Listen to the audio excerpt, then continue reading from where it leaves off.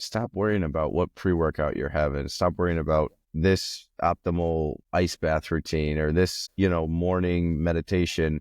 I think there's so many like snake oil salesmen out there where it's like the answer is super easy. It's just not fun. Like just do the right things for a really long amount of time.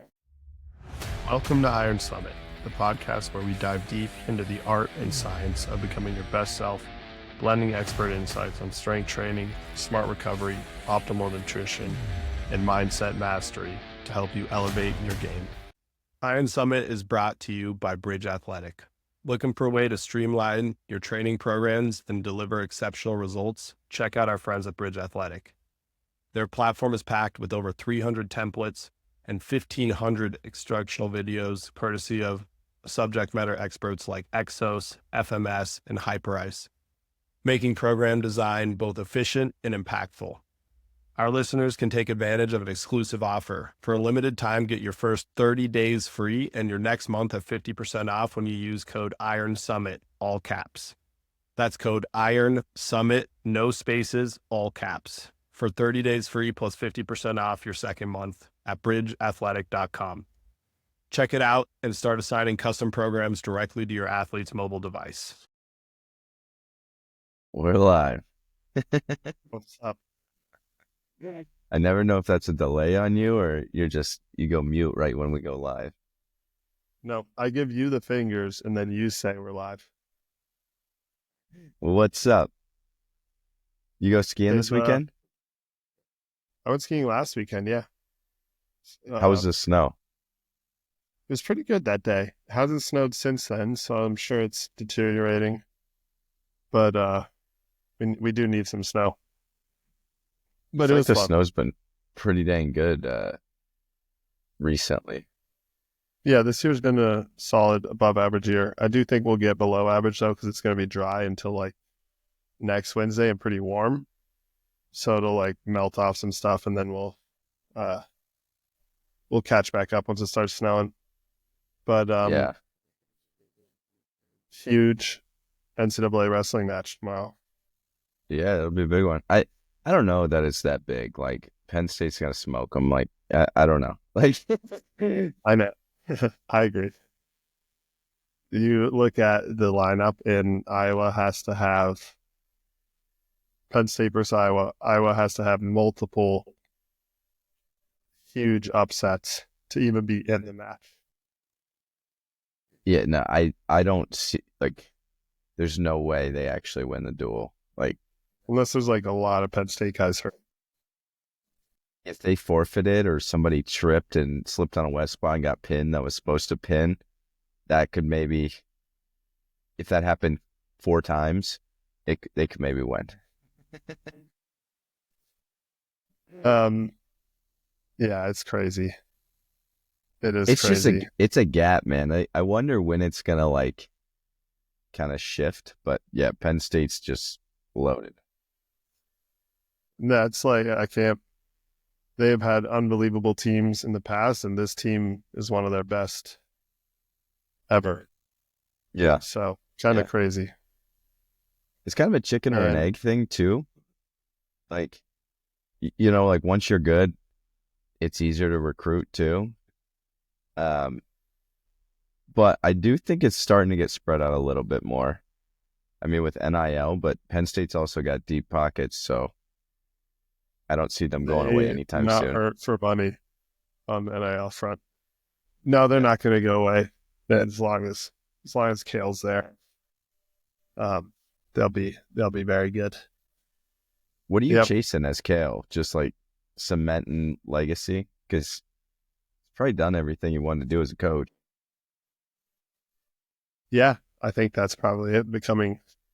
I think he's already cemented within wrestling one of the most dominant programs ever. Now you're just trying to become like one of the most dominant NCAA sporting programs ever, like across all sports. I think that's kind of what you're chasing. I don't know. Let's get Kale on here. That's a good idea. I'm not sure he loves the media, but maybe we'll reach out to him.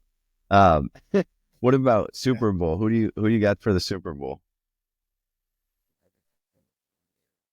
Who do I like the What do you want? logical brain.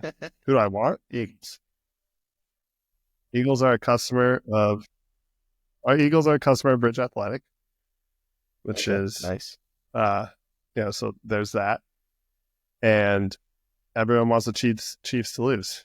So there's also that.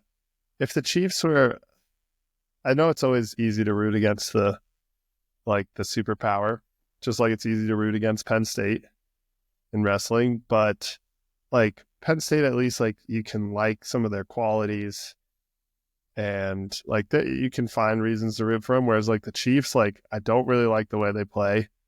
I don't like the way Mahomes plays. He's sliding, never will take a hit. He's actually trying to draw roughing the passer penalties.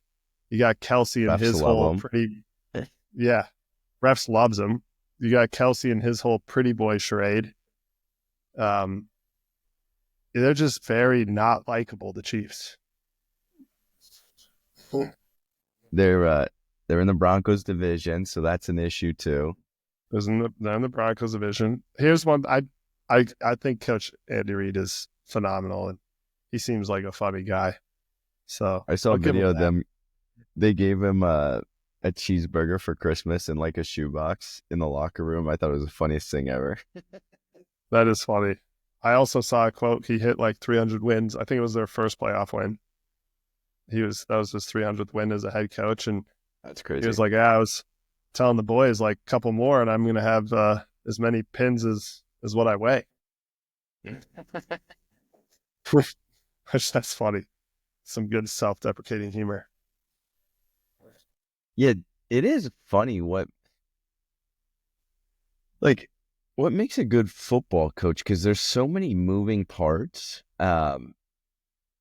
Especially professionally when you got people above you, you got the head coach, then you got offensive coordinator, defensive coordinator, you got, special teams guys, you're managing like the amount of money you have for your salary cap, you're managing like different personalities. Um, and ultimately, yeah, it falls on like the head honcho, right? But there's a lot of I don't know, like the Cowboys owner, he's always all over the head coach, like he's not really letting him coach, it feels like. So Yeah. I don't know. It's interesting how many moving What parts there makes are in a.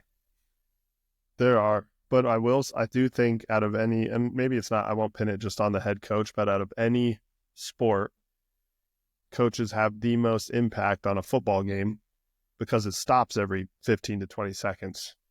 Yeah. And then the coaches That's get to fair. call a new play and call a new play and call a new play. So it's literally like football is like a chess match between the two teams' coaching staffs.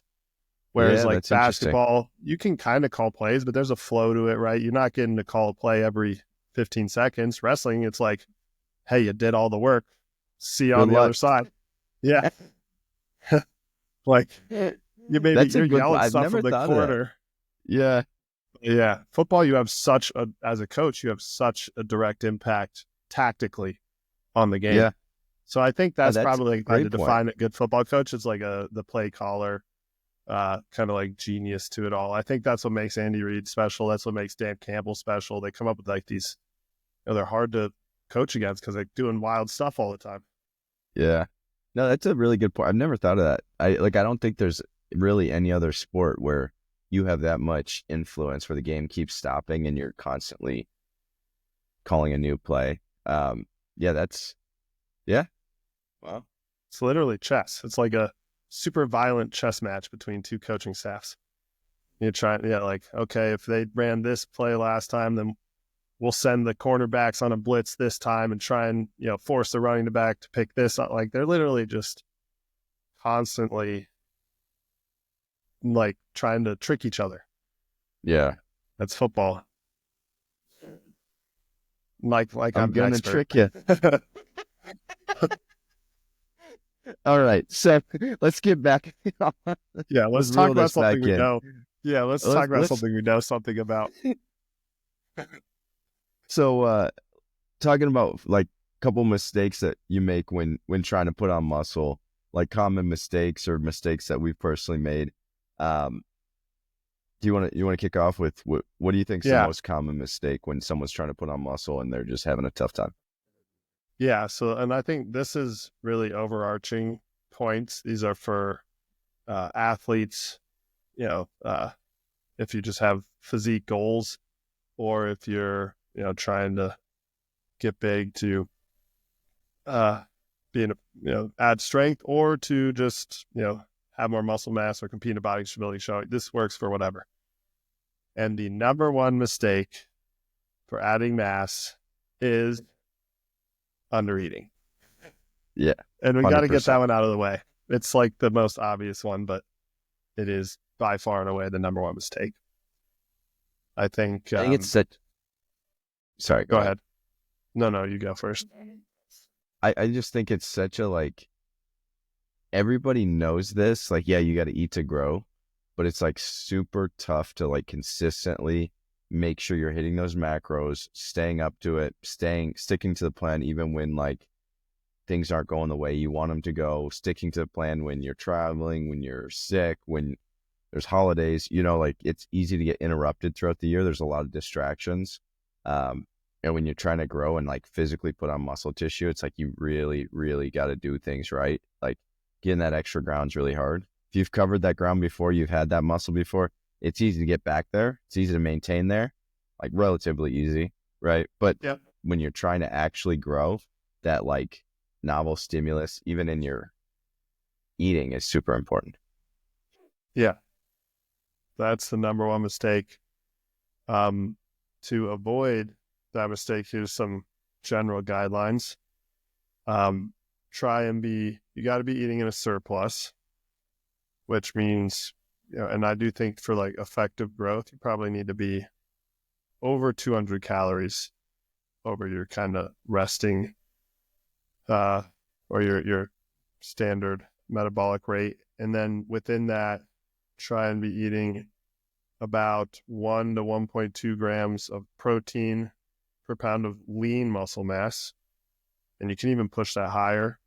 You can be as high as 1.5 grams of protein per pound of lean mass, at least 2 to 3 grams of carbs per pound of lean muscle mass, and like 0.5 to 0.7 grams of fat per lean muscle mass. I'd say those are, and that's kind of like the minimum. You could push all those a little higher depending on how big you are, how difficult it is for you to add weight. You can always play with that. And I think when it comes to determining the right amount of food, you got to be consistent with it and then see if you're gaining weight. Like that's the Yeah. best Yeah. way to do it. There's no like, you can put all these things into the calculator and use those guidelines that I just laid out. And if you're not gaining weight, you're not eating enough food. And that's like the number one thing when people are like, man, I just can't gain weight. I'm like, well, just got to eat more food. Eat. There's one Yeah. way to fix And, that. and it is, it's tough when your calories are really high when you're eating clean food, because it is a lot of food. So I think there's ways you got to figure out ways to get more calories. I think like liquid calories are easy. I think something Yep. I love doing, like if I'm trying to put on weight, I'll drink glasses of milk with meals. And it's like, it doesn't really Yep. fill you up more. Like you were going to drink the liquid of water anyways. And you can get an easy extra, 500-600 calories by the end of the day if you have a couple glasses of milk. But Yep. I do think I love Fairlife milk.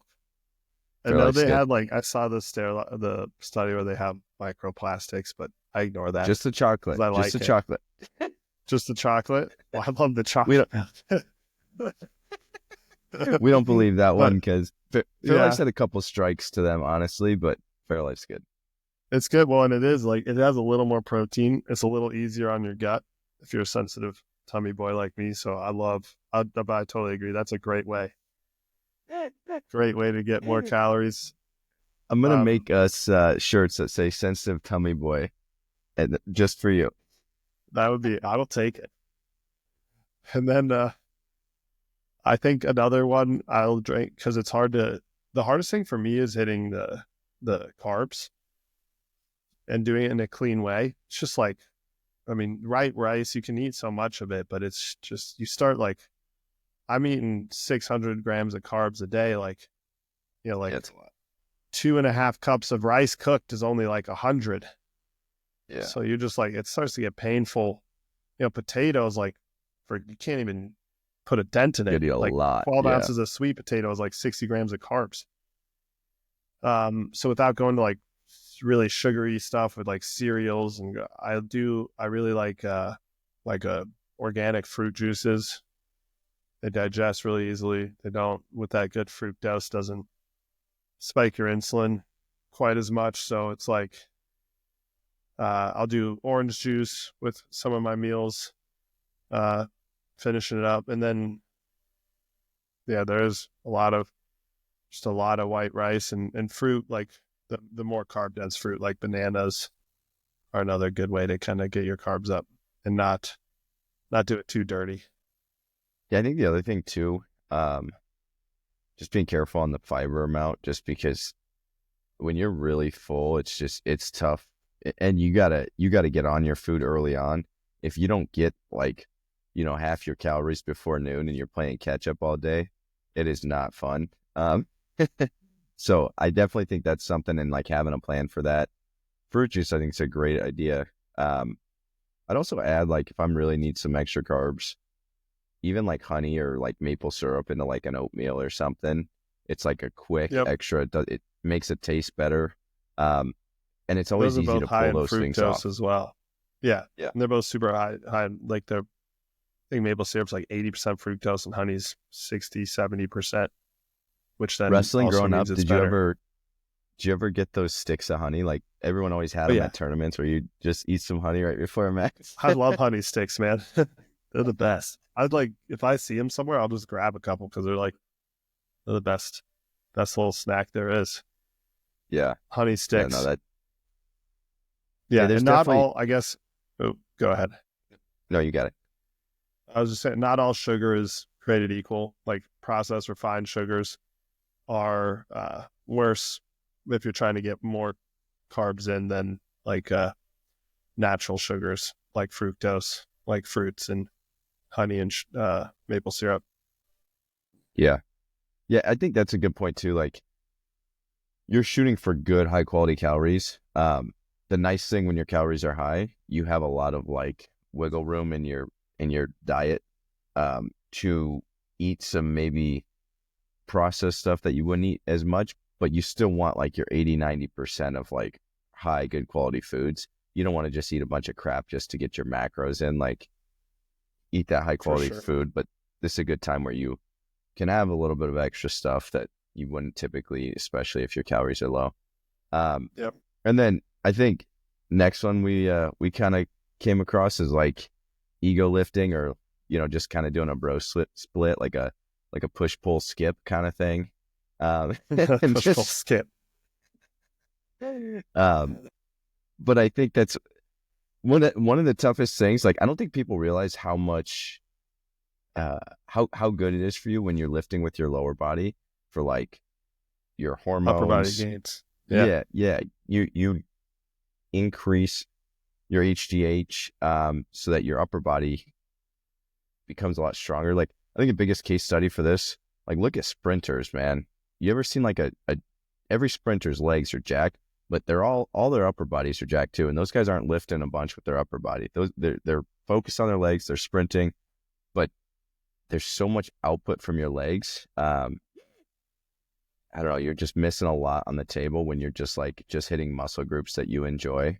Like after a long day and you're like, oh, I'm just gonna go hit a couple sets of bench and then call it quits, or just hitting what you want to hit instead of following a dedicated program trying to increase all your Absolutely. muscle groups.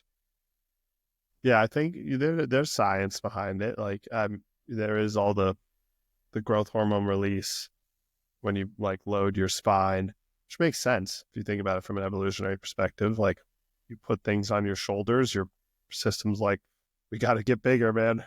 Got to carry this ox up a hill or whatever back in the day. But now it's, you got to squat. And then anecdotally, all the most jacked people don't have little legs. And Yeah, there's a reason for that. Like yeah, there's definitely a correlation. I think that's a great point. I think on mistake number 2, ego lifting is like people a lot of times go in the gym and they really focus on how much weight they're moving, and then they get really stuck on needing to progress that weight they're moving or lift as much as their buddies. And for adding muscle tissue, like doesn't it's helpful to be strong because you can load your muscles more and do more reps under heavy weight, which equals more muscle growth. But to get there, you got to kind of like start light and move the weights correctly. That's more important for muscle growth than the actual, like the weight you're moving. And the ironic thing is like we'll use like a college gym as an example, because this is probably the most extreme example of this. All these frat kids, they want to look good. They want to impress the ladies with their shirts off. Hey, But they're nothing like, wrong with that. no, that's a noble mission. But the ironic part is they're in there putting way too much weight on the bar, doing half Yeah. reps and like costing themselves, the gains that they're actually after. So I think that's probably the second biggest mistake is letting your ego get in the way. Like if you want to be jacked, like move the weights in a full range of motion, put your muscles under tension across the entire range of motion, start light, and then get strong enough to move heavy weights for lots of reps in full ranges of motion. And if you can do that, you're guaranteed going to be jacked. Yeah. Yeah. I think I've told you this before, but maybe I haven't. But one of my teammates in college, he was like, dude, he was massive. And you'd like look at him and he wasn't lifting a lot of weights comparatively to like some of the other guys in his weight class or around his weight.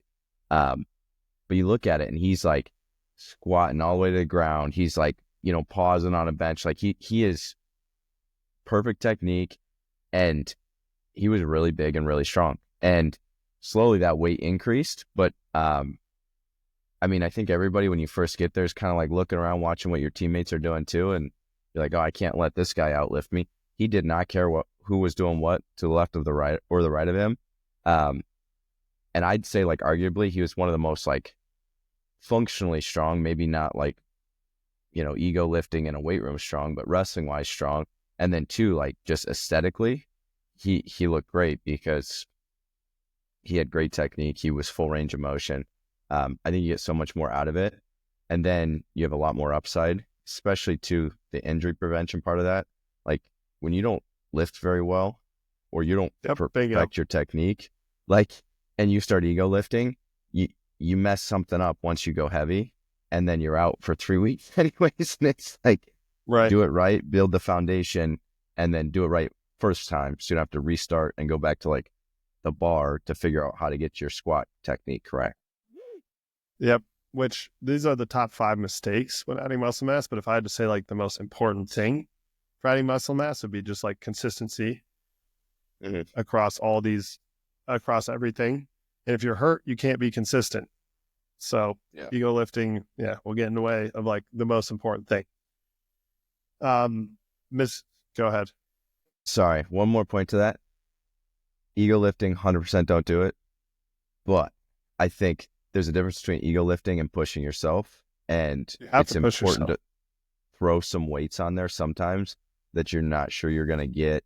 And I think being in environments where you're with buddies, where it's like not an ego thing, it's not becoming a measuring contest, but like pushing yourself and continuing to try new things and continuing to push the weights when you're not sure you're going to get a weight appropriately, I think is important. Like you can't also just sit in these ranges where you're like, I know I can do this for 10, so I'm going to do this for 10. Ego lift, but do it with a full range of motion. Yeah, there you go. Yeah. And your body's a lot stronger than you think. Yeah, exactly. That's like, we'll get to that point in a second. But maybe lift as hard as you possibly can, but just use full ranges of motion. Don't cut a rep range short because you want to get more weight. That's kind of the point there.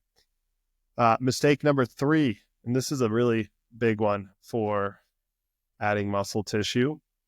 And I think being jacked in general, I think this is maybe one of the most underrated things in being jacked, but is being in good cardiovascular shape.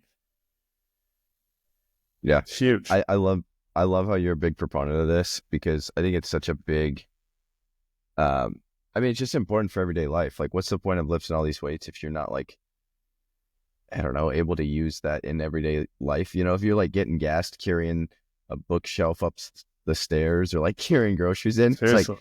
hey man, you missed the point of this whole health and fitness thing. Yeah. It's it kind of like, yeah, being in cardiovascular shape should be one of your missions from exercise. I think like there's so many reasons it's important for being jacked. But the first and most obvious one, and I've felt this myself very directly.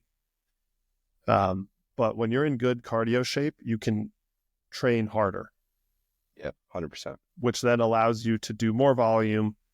And there is so much science coming out about the correlation between volume and muscle mass. It's like pretty much a 1-to-1, and it just goes up. It does like, it's not even really necessarily like it's basically like as much as you can possibly recover from. And if you're in good shape, you can train harder and do more volume during your workouts. And then also, if you're in good cardiovascular shape after your workouts, you can be more metabolically efficient in processing the nutrients in the food that you eat, which will in turn help you recover faster, which will then let you train harder again in the future. So being in good cardiovascular shape is incredibly important for adding muscle tissue. It's one of the most underrated things. And I think it also like it gives you a base. I think this is the reason a lot of really good strength sports athletes are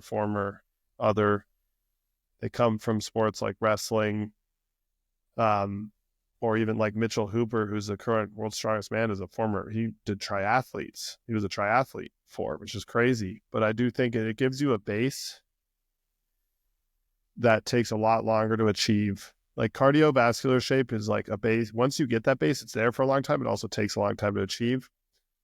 And it's really hard to get that base just strength training. You got to do Yeah. cardio. Yeah. I think too, like, there's like the nuance in this is you got to be smart about the type of cardio you're doing, the amount of cardio, and when you're doing it. Like if you're going to do some hard sprints, maybe don't do that the day before you're going to go squat and deadlift heavy. Like, you know, Absolutely not. there's timing Yeah. with this.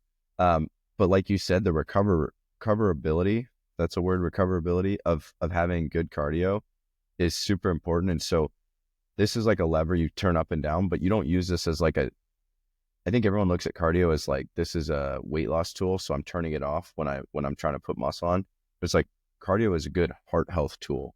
You can out eat your cardio so that you're not losing weight with this. And you can be smart about the minutes of cardio, the type of cardio you're doing, but you shouldn't drop that to zero. I'm not saying you should be running, you know, five miles a day when you're trying to put on muscle. That's not what we're saying here. But yeah, I love that you're so big on this because I think it's something that people don't talk about a lot. And it's such a great point that you can work out so much harder, you recover better. It's just better for your overall health and longevity. And if we're talking about food and digestion, like you're eating a bunch of food, cardio helps you so you can eat more food because you can digest a little bit of food and you're Yep. ready to go back and eat. Yeah.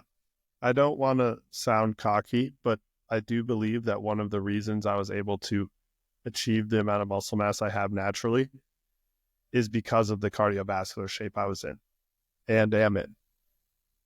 It's just like I don't think it's possible without that because you don't train as hard, you don't partition nutrients as efficiently, you don't stay lean when you're adding muscle tissue. Uh, I think it's like probably one of the keys. If you're going to do this naturally and get as big as you can naturally, it's one of the things like if you really want to push what your body can hold muscle mass wise, you actually probably have to be in great cardiovascular shape. Yeah. Yeah. And that comes and goes a lot quicker than like muscle mass. You know, Yep. like if you take a week off of cardio, you're going to feel it a lot more, you know, Yep. where like you take a week off lifting, you'll come back, you'll be just as strong, maybe It's probably stronger. stronger. Yeah. Yeah. So yeah, no, I think that's a great point. And then kind of the next thing too is focusing on the little things. Like everything we do, we got to prioritize. There's low hanging fruit. So if you're not doing, if you're not following a good strength training plan, if you're not consistently hitting your macros, consistently getting to the gym, consistently getting a good amount of sleep, stop worrying about what pre-workout you're having. Stop worrying about this optimal ice bath routine or this, morning meditation. I think there's so many like snake oil salesmen out there where it's like the answer is super easy. It's just not fun. Like just do the right things for a really long amount of time. Yeah, exactly. Like it's not, unless you are like the top 2% of, the amount of muscle mass you can carry for your frame, things like your hot cold therapy, your red light, your, like massage guns, even, the supplements you're taking, those are not going to move the needle. Consistent hard training with good nutrition is what's going to move the needle. And I do think that's one of the biggest mistakes. People like, I know, how often do you get asked, hey man, what supplements do you take? Yeah. Yeah. What do you think of red light therapy? Like, Don't care. yeah, exactly. It's like, maybe if I'm like trying to come back from an injury and pushing the timeline as fast as I can, we'll think about a half a percent quicker. Like, yeah, exactly. Yeah.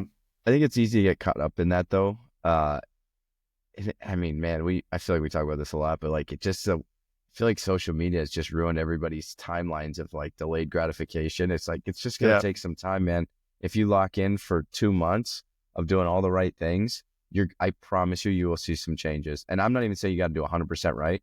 If you follow your plan 80% of the time for 2 months, I guarantee you'll see some changes. But everyone's like, I want it tomorrow. I want the lottery ticket. And there's no silver bullet. It's like, there's no shortcut. Yep. There is no shortcut. So quit focusing on the little things and just consistently train hard and do all the other things we've talked about.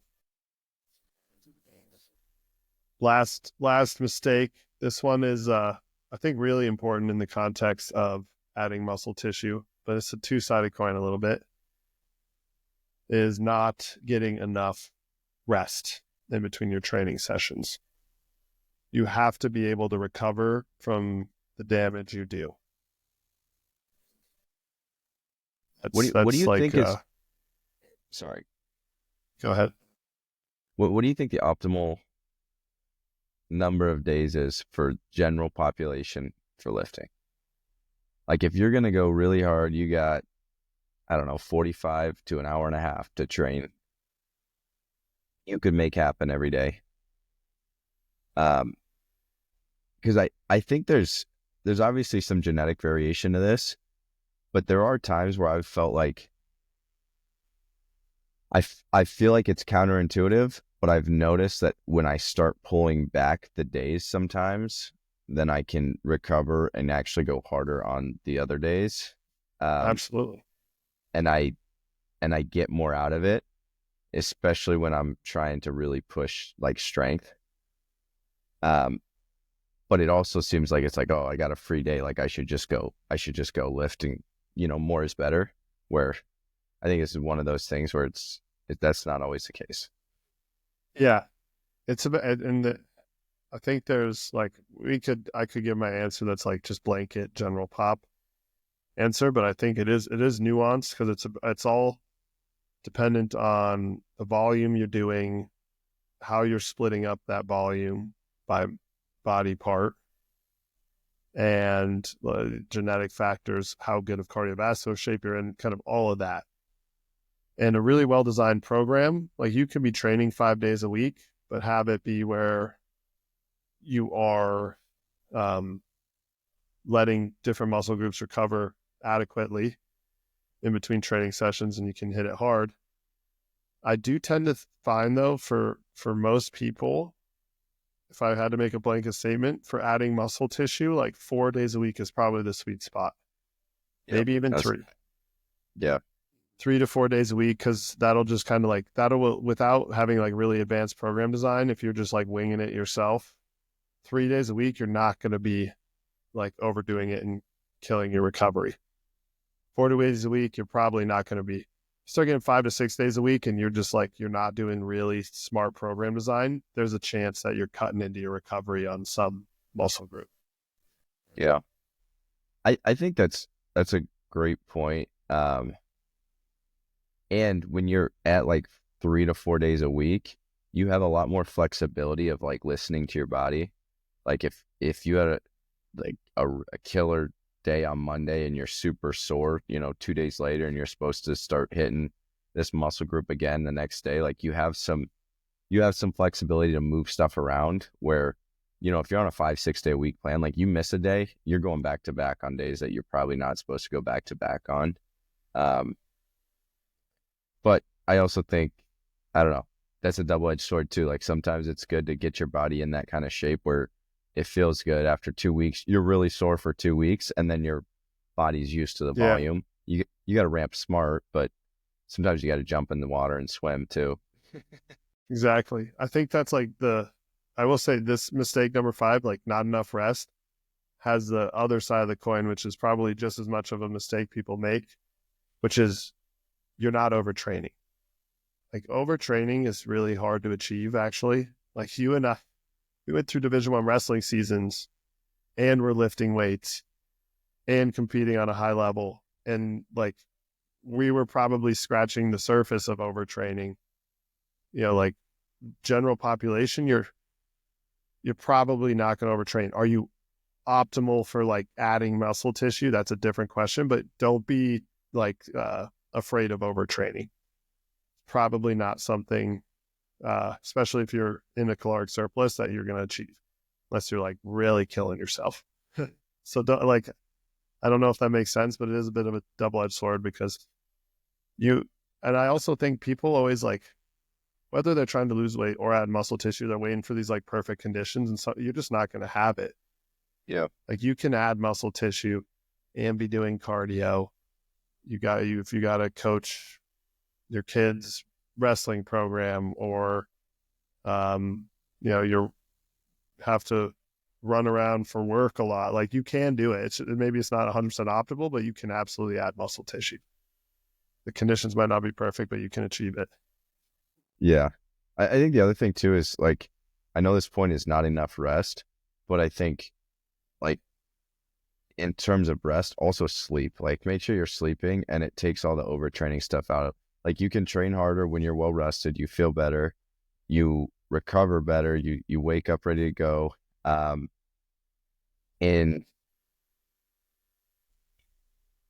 you're just like more optimal for everyday life stuff. Like that's outside of training, but you don't actually grow in the gym. You grow when you sleep. Like make sure you're getting to sleep. And everybody, it's easy to say that, but I think everybody I know is like, yeah, I could probably get more sleep.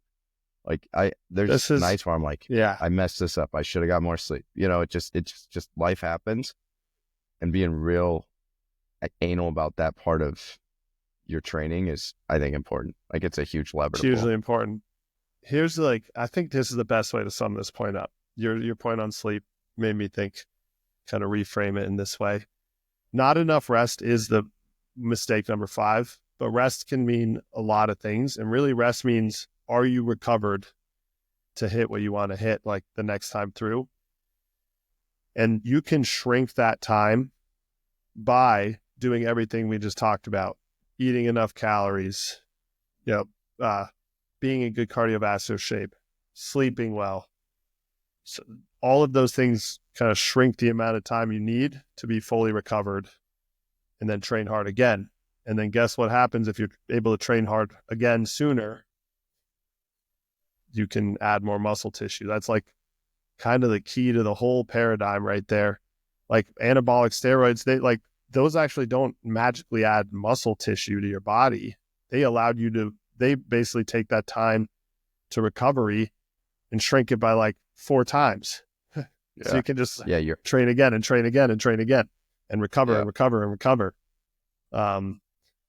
So if you're doing all those things that we just said, you're basically shrinking that time needed to be rested. And Yeah. that's what's going to allow you to really, like, when you start getting in that consistent cycle of training hard, resting well, training hard, resting well, that's when you can really add some muscle tissue. Yeah. And I think like sneaky number 6, I know we're only doing 5, but like sneaky number Sneaky number 6. in asterisk number 5A is like not being patient. Like this is, especially if you've been training for a long time, like if you're not patient with it, you can think you're just spinning your wheels. Like it takes a long time to put on like good muscle tissue, good lean muscle tissue. And so it's like you got to do everything right for a long period of time. There you go.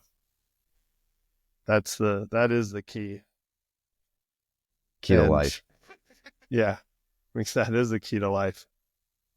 We, yeah, like we talk about all the time, we live in a society where not many people want to wait and have that patience, but you gotta, But it's so important to do. what do you think, honestly, like if you've been training for 10 plus years, you're a natural athlete, what do you think's like a realistic amount, not just like some crazy DNA person, like what do you think's a realistic amount of lean muscle tissue you put on in a year? Of like, and you're trying to put like add muscle tissue that entire year. We're talking like 1 to 2 pounds. Now, that's also like a very nuanced question because 1 to 2 pounds of actual muscle tissue, depending on whether it's hydrated and storing glycogen and all these other things, can actually weigh, depending on the given day, like 8 pounds. Right. So that's what people like. It's such a confusing thing. People like put on like 8 pounds of muscle in 3 months. It's like, no, you probably actually put on like grams of muscle. You just put on some fat too. That muscle's now hydrated. You're storing glycogen in those cells. So like that is a very nuanced question, but like actual contractile tissue, I think like for a natural person, like 1 to 2 pounds a year would be really good progress. Yeah. Yeah. That's crazy to think about. Like, you know, Yeah. yeah, but be patient. Like this takes a long Newbie time. gains you can You could like, crush I it. guess it depends how like close to your genetic potential you are. You said like pretty close. If you're like not at your genetic potential, you're just starting to take weight training really seriously, you can put on 10 pounds of muscle mass for sure. Which like it really looks and acts like if you're hydrated and eating a bunch of food, like 20 plus. Yeah. Yeah. Yeah. I think but still, I like putting on muscle tissue takes a long time. If you've never lifted weights, you're going to put on a lot quickly, but that's like, you're in the special spot for, that'll slow down quickly. It will.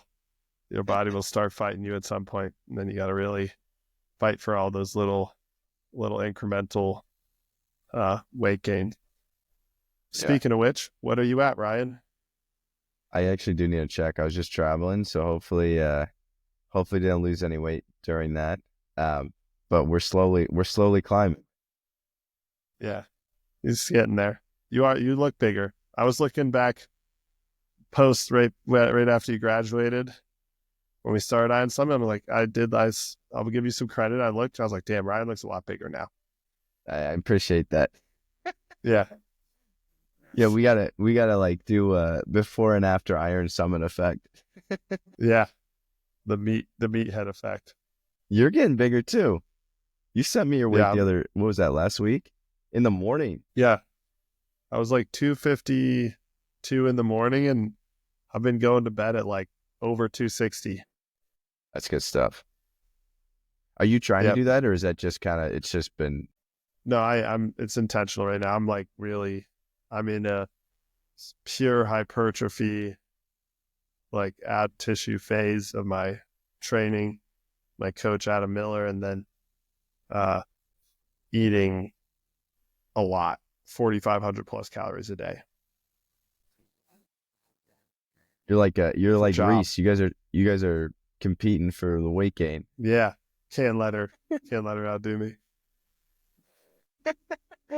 She's percentage wise, she's got you beat for sure. She's For definitely sure. gaining faster than you. I But can't, absolute weight, you could maybe beat her absolute weight for a little bit. for a little bit. Yeah. I did like, cause she'll drink like 5 ounces of milk in one go, which I did the math and it basically came out to me like that would be like me putting down over a gallon of milk Hold on. in You in did like the half math. an hour. Yeah. I like as a percentage, You're like, okay, like she as a weighs this percentage much, of her I body. weigh this Yep. much, 5 ounces. Yep. It was like over a gallon and she does it in like 30 minutes. So like, What? That's actually crazy. What other kid math have you done? that's the only That's it. example I have. I haven't done any other crazy kid math. I was just That's like, I pretty wonder funny. how much milk equivalent to me that is. Yeah, because 5 ounces doesn't sound like a lot, but when you're 10 pounds, that's a lot of freaking that's a lot. Yeah. That's a lot. That like as a percentage of your body weight, that's what I'm saying. It was like a gallon, like 1.4 gallons or something like that for me. Can you imagine? Like, have you ever the gallon challenge of milk is what? It's like finish a gallon of milk in 30 minutes. Dude, that stuff makes you throw up. I've done like gallon of water and like I've got it down, but I was hurting. I was also like 120 pounds, but I got it. Yeah. Now a gallon of milk. No, that stuff like I want it to like see turns it. into like cottage cheese in your stomach. All right, let's do it. Just You start, and me. yep. Dude, I would. Let's watch Ryan do it. You can have I chocolate can't do milk. it. Yeah, you can. I'll have a heart attack. My insulin's gonna be. What would the time limit be? 30 minutes? Let's look at what is the gallon challenge with milk. What's the timeline on that? Isn't there something to Sprite and bananas? If you chug Sprite and then eat a banana, it makes you puke. Some kind of like It's chemical 1 gallon of reaction. milk in 1 hour is the gallon challenge. Oh, I could do that. 100%. 100%, he says.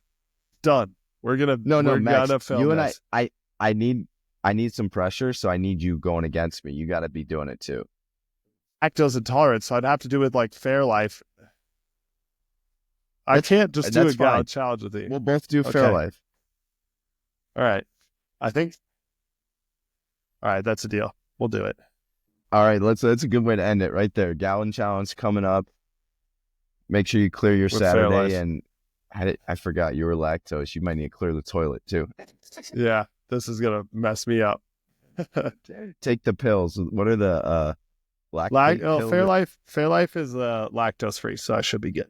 Okay, you're good. Yeah, we'll do Fairlife. Yep. All right. Yeah, we'll do it.